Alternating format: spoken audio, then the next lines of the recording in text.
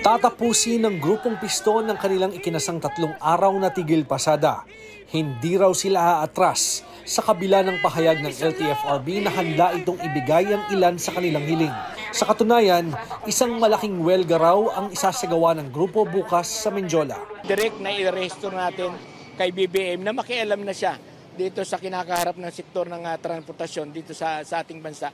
At ito ay pansamantala nating tatapusin bukas, pero maghahanda tayo sa masusunod na mga pagkilos pa kapag hindi nila ibinigay yung ating kahingian.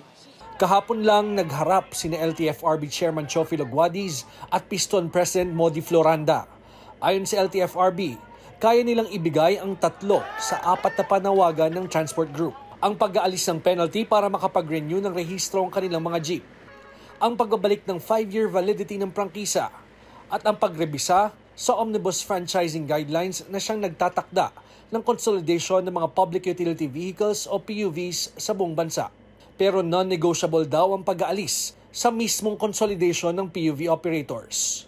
Yung concerns po ng Piston, we believe, yan na po yung concern ng mga naiiwang porsyento ng transport group. Marami na ho yun. Marami na hong in-adjust ang LTFRB at ang gobyerno para lang po may sakatuparan yung PUVMP at nakasalalay po yung safety ng mga pasahero dito. Maglabas sila ng isang malinaw na panuntunan ng kanilang programa. Kasi ang kailangan lang naman dito, ano yung kasiguraduhan ng ating mga operator. Inanunsyo din ng LTFRB na magpapatuloy ang dialogo nila sa Piston Martes ng hapon. Bagay na pinabulaanan ni Floranda.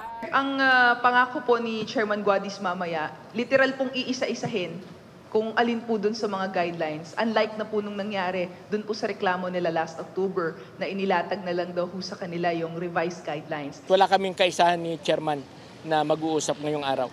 Ayon sa LTFRB, ibibigay nila ang ilan sa mga kahilingan ng Piston kung sasali ang mga nagwewelgang tsuper at operator sa modernization program.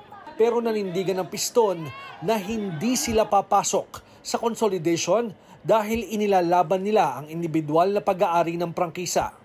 Kung ibabalik daw ng LTFRB ang 5 taong prangkisa, baliwala rin daw ito kung pipilitin silang magsama-sama para pag-isahin ang kanilang prangkisa.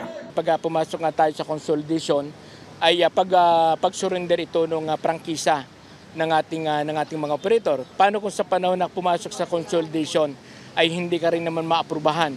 Ano yung maging kabuhayan ng mga operator at mga driver? Samantala, sa pagtatapos ng tigil pasada ng Piston, sisimula naman ang manibela ang sarili nitong 3-day transport strike. Hindi lamang po dito sa NCR, sa buong Pilipinas, nationwide po itong gaganapin namin. Ang manibela ay magtitigil pasada bilang tugon doon sa ating hinaing na hindi po binibigyang pansin ng DOTR at ng LTFRB. Sama-sama na po kami simula bukas hanggang Biyernes. Suportado raw ng Piston ang hakbang na ito ng manibela at tatanungin ng kanilang mga kasapi kung kakayanin pa nilang sumali rito. George Cahiles, CNN Philippines.